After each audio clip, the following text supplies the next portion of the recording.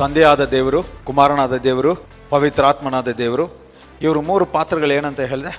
ತಂದೆಯಾದ ದೇವರು ಆಲೋಚನೆ, ಕುಮಾರನು ಆ ಆಲೋಚನೆಯನ್ನು ಮಾತಾಡುವರು, ಪವಿತ್ರಾತ್ಮನು ಅವರು ಹೇಳಿದ್ದನ್ನು ಶರೀರದಲ್ಲಿ ನೆರವೇರಿಸುವರು.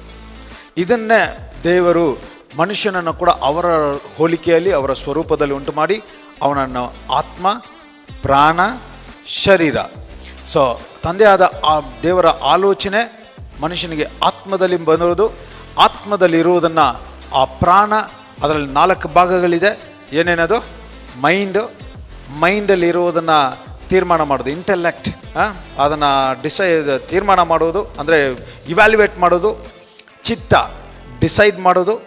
ಡಿಸೈಡ್ ಮಾಡಿದ ಪ್ರಕಾರ ಭಾವನೆ, ಎಮೋಷನ್ಸ್, ಯಾವ ಭಾವನೆಯನ್ನು ಪ್ರಕಟಿಸ್ತಾ ಇದ್ದಾನೋ ಆ ಮನಸ್ಸಲ್ಲಿ 4 ಕಾರ್ಯಗಳು ಏನು ನಡೀತಾ ಇದೆಯೋ ಅದನ್ನೇ ಶರೀರದಲ್ಲಿ ಕಾಣಿಸ್ಕೊಳ್ಳೋದು.